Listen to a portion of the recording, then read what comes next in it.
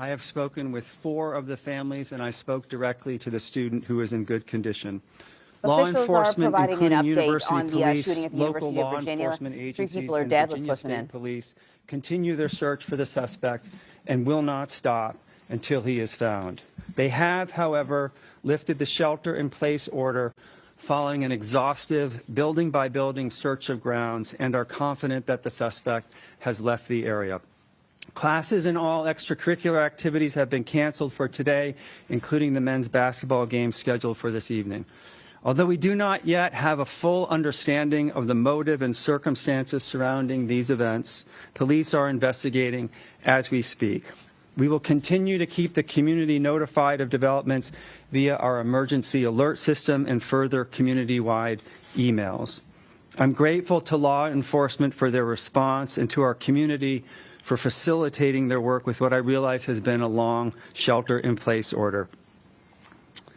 This is an unimaginably sad day for our community. The entire university community is grieving this morning. My heart is broken for the victims and their families and for all those who knew and loved them, and they are all in my prayers.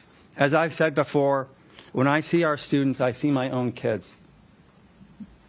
And I cannot imagine anything worse for a parent than to lose a child. Please know we will do everything we can to honor their lives and will come together soon as a community to mourn these losses.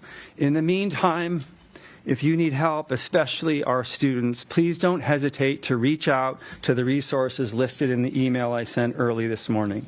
And please reach out to each other and lend each other an ear and a shoulder, even if virtually.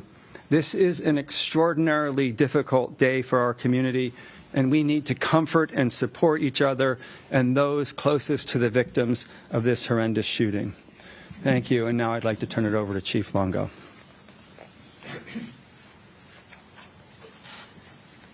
Thank you, President Ryan. Thank all of you for assembling in here this afternoon and giving us the opportunity to tell what happened over the last several hours and perhaps even answer some of your questions. I'll say from the very beginning, there will be questions that will have no answers. And it's not because I don't want to tell you, it's because we just don't know. So I hope you'll be patient with that and trust that when we do know, you'll know. This has been an incredibly long evening, very tragic circumstances for our university community, for the city of Charlottesville, the county of Albemarle, the Commonwealth. It's especially tragic for a small number of families who we've had to break some really bad news to. And some of you tried to reach out throughout the evening, and we didn't take your calls. I apologize for that. One or more of you might even got hung up on in the midst of chaos, and so I apologize for that as well. When this call came out just after 10 o'clock last night, about 10:16, and we knew the circumstances, we immediately initiated an emergency alert. Everyone with a UVA email address and a cell phone number that we have access to gets that alert, and that alert is sent out by our Office of Emergency Management. It's updated every 15 minutes, which is as much information as we can provide. And since 10:16 up until just about 30 minutes ago, our students were sheltered where they were, and more than 500 of them were sheltered in buildings throughout grounds, studying in libraries, classrooms, and other places. And they've cooperated with the directive that they received, and we're very grateful for that as well. And fortunately, we've been able to lift that alert. As President Ryan mentioned, we, thanks to the partnership of our City of Charlottesville partners, County of Albemarle, the Virginia State Police, our federal partners, the ATF, the FBI, the U.S. Marshal Service, a host of law enforcement officers who came to us to help secure a scene, search for evidence, process that scene for evidence, and now secure our grounds. While we did the exhaustive search to the very best of our abilities, we're reasonably confident that the person responsible for this tragedy is not on our grounds. But make no mistake about it, we will find him wherever he is and bring the resources of every federal law enforcement agency in this nation who has the capacity and the ability to look for him beyond our boundaries. And if he's in the Commonwealth of Virginia, the people that are standing behind me will engage in that search as well.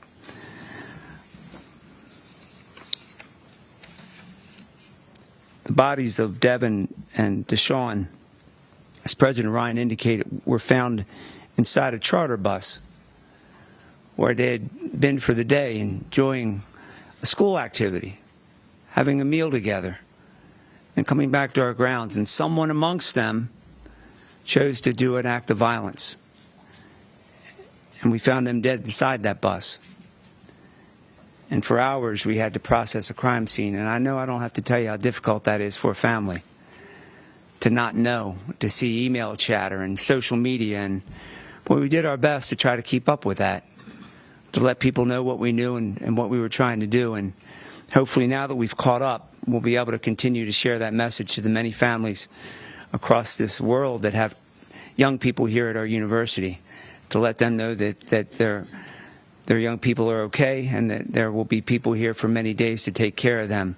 This strong law enforcement presence that you've probably seen on our grounds for the last several hours, represented by the agencies behind me, will stay here until we're reasonably comfortable that this person is in custody. Well, in addition to our local, state, and federal partners, but the talents and the skills of our colleagues in the medical center who have been with us throughout this journey and will remain with us for the 2 students that we have there seeking treatment. We deeply appreciate their efforts as well. We've secured arrest warrants for Mr. Jones. We've charged him with 3 counts of second-degree murder, and we charged him with 3 counts of using a handgun in the commission of a felony.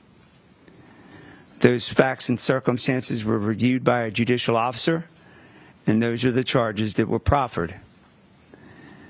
There comes a point in time that those charges need to be amended, and certain facts and circumstances arise that will cause us to do that. We'll do that. But we'll do that through the advice and counsel of our Commonwealth's attorney, and to the extent federal law applies, the Office of the United States Attorney for the Western District. Mr. Kavanaugh is present here today. I want to give you a description of Mr. Jones. He is described as a black male. He was born on November the 19th, 1999. When he was last seen on our grounds, he was wearing a burgundy jacket, blue jeans, and red shoes. We believe he's driving a black SUV bearing Virginia registration. T as in Tango, W as in Whiskey, X as in X-ray, 3580. TWX 3580. We implore anyone who's on our highways and byways who should see that vehicle bearing that tag to call 911 immediately and report his whereabouts. Try to keep that vehicle in sight. We believe perhaps that Mr. Jones remains armed and he's to be considered dangerous and treated accordingly. I want to share some information with you because I want to be transparent with you. I want you to know what I know to the extent I can share that information this afternoon. Mr. Jones came to the attention of the University of Virginia's threat assessment team in the fall of 2022. In fact, in September of 2022, our Office of Student Affairs reported to the multidisciplinary threat assessment team that Mr. Jones, they received information that Mr. Jones had made a comment about possessing a gun to a person that was unaffiliated with the university. In other words, a third party. That reporting person, again, unaffiliated with the university, to the best of our knowledge, never saw a gun. The comment about Mr. Jones owning a gun was not made in conjunction with any threats. The Office of Student Affairs followed up with the reporting person and made efforts to contact Mr. Jones. In fact, they followed up with Mr. Jones' roommate, who did not report seeing the presence of a weapon. Pardon me.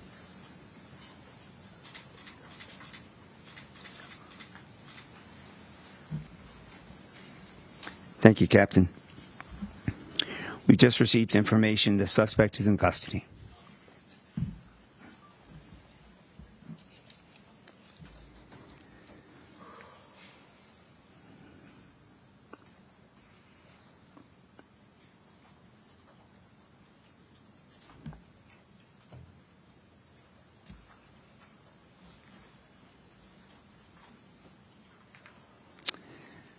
Just need a moment to thank God. Breathe a sigh of relief. Mr. Jones also had come to the attention of our threat assessment team because he was involved in a hazing investigation of some sort. I don't know the facts and circumstances of that investigation. I know that it was eventually closed due to witnesses that would not cooperate with the process. But through the course of the threat assessment team's investigation, we learned of a prior criminal incident involving a concealed weapon violation that occurred outside the city of Charlottesville in February of 2021. What's interesting about that case is he's required as a student at the University of Virginia to report that, and he never did. And so the university has taken appropriate administrative charges through the university's Judiciary Council, and that matter is still pending adjudication. Thought it important to share that information with you, to let you know that he had been called to our attention, and to answer any questions you might have about that. I want you to hear that. I want you to hear that from me, not hear it from someone else. So I'll stop there, and we'll take any questions that you might have. I'll call him out. We have time for a couple questions. Measure. Chief or President, can you discuss where the field trip was going, the affiliation of people that were on that bus and on that field trip, and if the suspect was part of that trip or stepped onto the bus?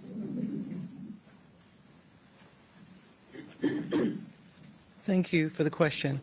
The information we have at this time is that the field trip was associated with a class, and the individuals that have been named were part of that trip to see a play.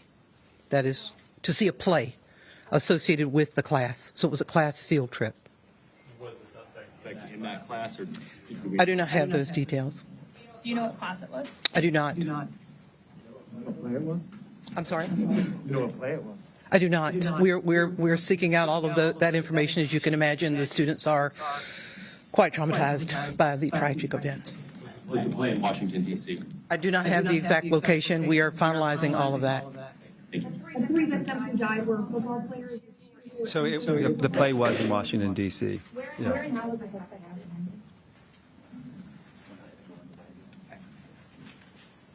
I have not been shared that information yet, and it will come a point in time when we will share that information, I'm sure, but now is not the most appropriate time.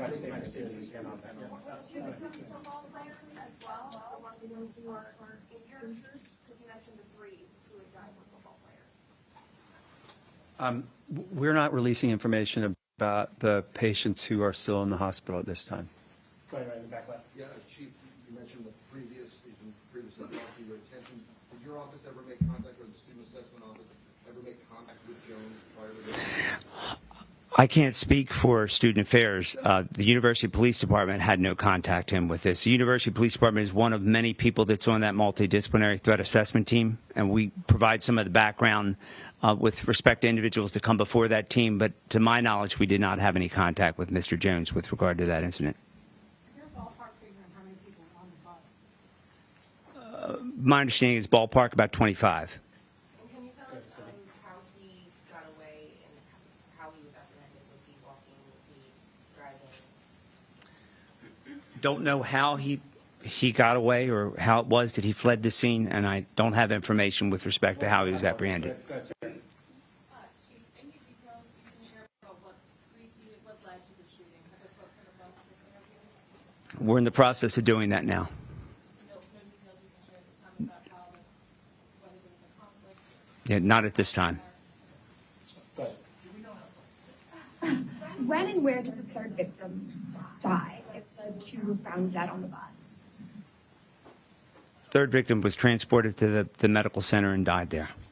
Time for just a couple more. Do we know Mr. Jones's status? At one point, he was on the football team. He was still a student here as of this morning. Was he still affiliated with the football team? He was still a student, but to my knowledge, he was no longer on the football team and hadn't been on the team for over a year. The two other victims were students. Chief Longo, time for two more. Go ahead in the Longo. Did the students know at all who the suspect prior to this? Was there any relationship? I don't know to what extent they had a relationship with him. I don't know that for sure. Yeah, final question, Ryan. Chief Longo, you personally have been involved with so many tragedies that have happened here in Charlottesville.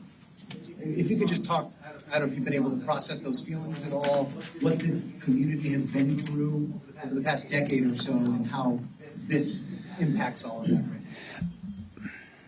now.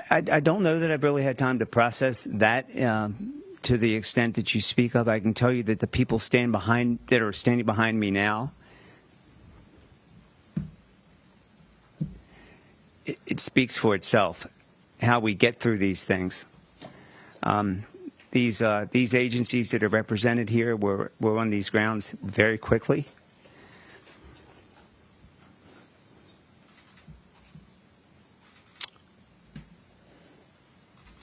I'll try to do better next time. That's all I have for right now. We can't do this alone, and we obviously haven't. And we Found on campus, or off campus at least? Or where he was in custody, or who brought him into custody? Well, I can tell you to the best of my knowledge, he was not found on campus. I cannot tell you where he was located or where he was taken into custody or where he's located now. State police take him into custody? We'll have more information on that. Thank you all very much. We'll have more information as we have it. Thank you all very much for coming today. All right, so you've been listening to a press conference there by Charlottesville officials describing what they know of the investigation into a shooting that happened on the campus of the University of Virginia overnight. Breaking news is that they do have a suspect in custody. Details are still coming in. The investigation is still ongoing. You heard reporters sort of trying to get an understanding as to what the individuals who were killed were doing on a charter bus. Apparently, they were on their way or coming back from a play. So it's still a lot of details, but the lockdown has been lifted at the University of Virginia because the suspect is now in custody.